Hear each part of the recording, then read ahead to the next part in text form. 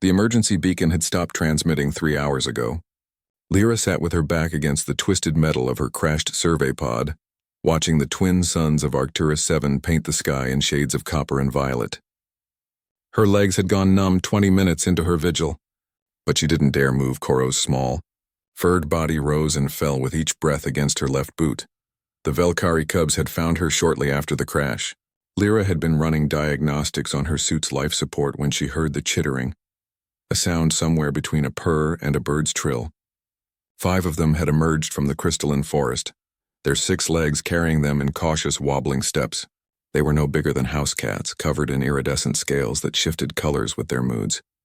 The xenobiology reports had mentioned Velkari infants, highly social, extremely curious, and critically endangered, with fewer than 200 breeding pairs left in the galaxy. They had circled her warily at first, their compound eyes reflecting her helmet's emergency lights like tiny galaxies. Then Koro, the smallest with a distinctive patch of silver scales on his back leg, had approached.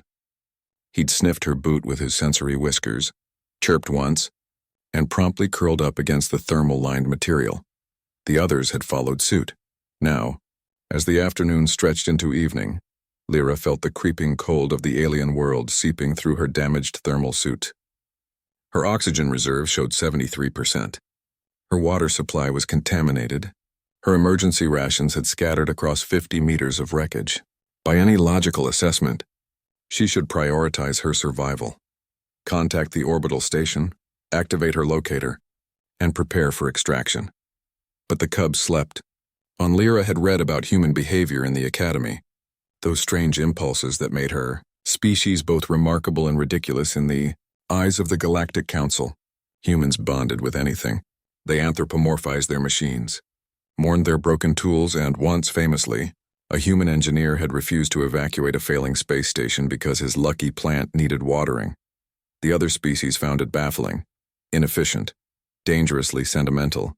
Yet here she was, a trained xenobiologist with 2 degrees and 5 years of field experience, unwilling to disturb sleeping cubs who had mistaken her for their mother. Her comm unit crackled. "Survey Pod 7, this is Orbital Command. We've lost your telemetry. Confirm status." Lyra's hand moved slowly toward her helmet's communication panel, careful not to jostle Koro. She whispered her response. "Orbital Command, this is Lyra Vance. Pod crash-landed in Sector. Checking coordinates. Sector 12 Gamma. Hull integrity compromised. Life support at 73%. No major injuries." A pause. Then Commander Thex's gravelly voice, he was Krillian, built like an armored tank with the disposition to match. "Extraction team deploying. ETA 45 minutes. Can you reach the clearing coordinates?"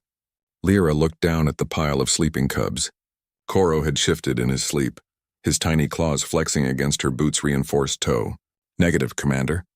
I'm currently immobilized." "Explain." "Velkari cubs. 5 of them. They're sleeping on me." The silence that followed was profound.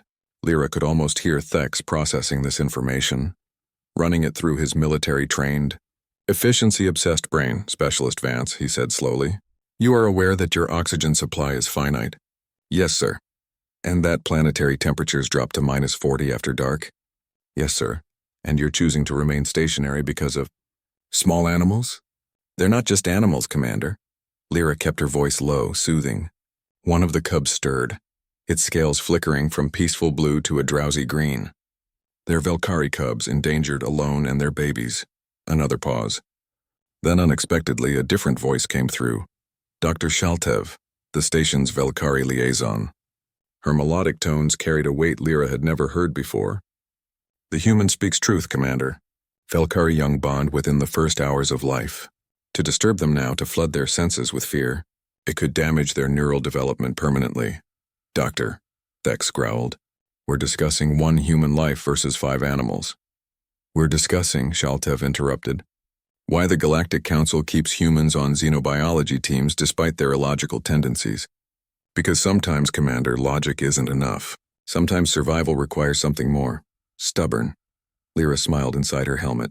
The cubs had begun to wake, their scales shifting through a spectrum of waking colors. Soft pinks, gentle yellows. Koro yawned, displaying rows of tiny needle-sharp teeth. then looked up at her with eyes that held an unsettling intelligence. He chirped once, a sound of contentment. "Specialist Vance," Thex said finally, resignation heavy in his voice. "Extraction team will hover at your location. We'll deploy thermal blankets and supplemental oxygen.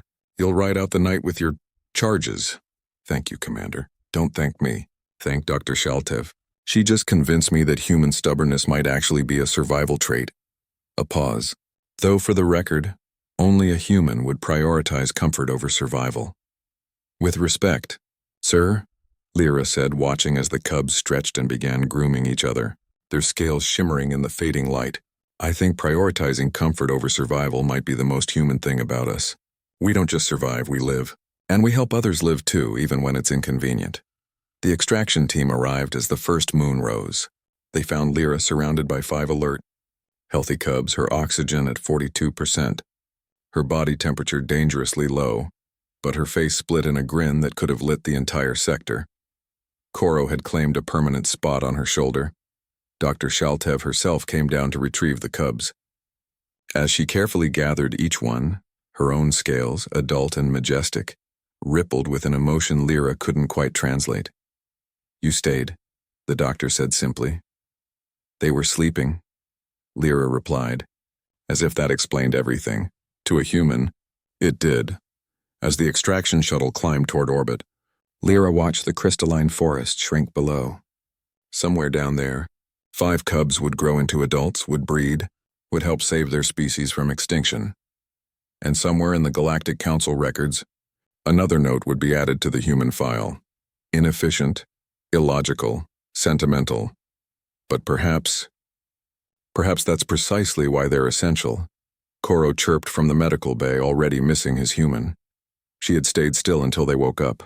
That was enough.